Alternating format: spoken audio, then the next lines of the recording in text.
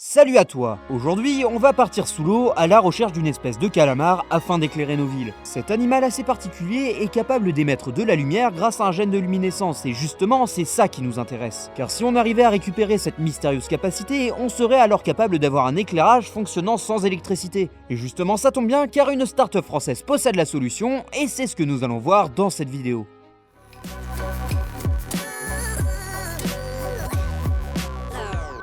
Aujourd'hui, il y a encore pas mal de monde qui n'a pas accès à l'électricité, et c'est souvent à cause d'un manque d'infrastructures. Il faudrait donc inventer quelque chose afin de remplacer cette énergie, au moins pour s'éclairer. À partir de là, on va pouvoir parler du projet Glowy. Alors je tiens à préciser que ce qui m'intéresse, c'est surtout l'idée qui est derrière le projet. Et c'est pour ça que j'ai fait une courte interview de la fondatrice du projet, dont je mettrai quelques extraits au cours de cette vidéo.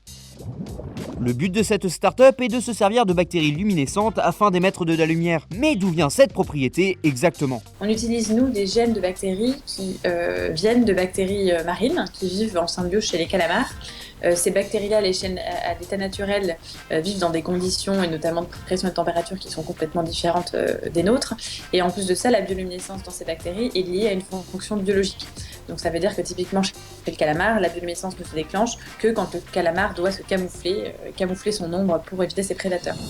Du coup, l'idée, c'est de prélever le gène qui est luminescent pour ensuite le mettre sur des bactéries. Ainsi, ces bactéries génétiquement modifiées peuvent diffuser de la lumière pendant 72 heures. Après, il suffit de les intégrer dans une coque de résine transparente et de les laisser faire leur travail. Par contre, je me demandais, est-ce que c'est possible d'allonger la durée de vie de ces bactéries? Bah oui, en allongeant la durée de vie des bactéries, ça permettrait une plus grande autonomie. La durée de vie des bactéries, c'est la durée de la lumière aujourd'hui.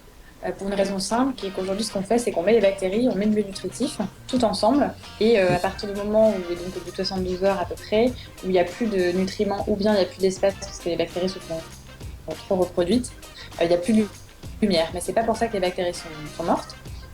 Et donc ça laisse beaucoup de pistes de recherche pour augmenter cette durée de vie. Mais du coup, maintenant que l'on connaît le fonctionnement de l'idée, on peut se demander quelles seront les applications. Si on va sur le site de financement participatif Ulule et que l'on se dirige vers la page de Glowy, on peut voir un financement réussi mais également quelques objectifs. Le but premier serait de remplacer l'éclairage des vitrines et sachant qu'à terme, l'objectif est de remplacer l'éclairage urbain, par exemple pour la signalisation ou l'éclairage des monuments.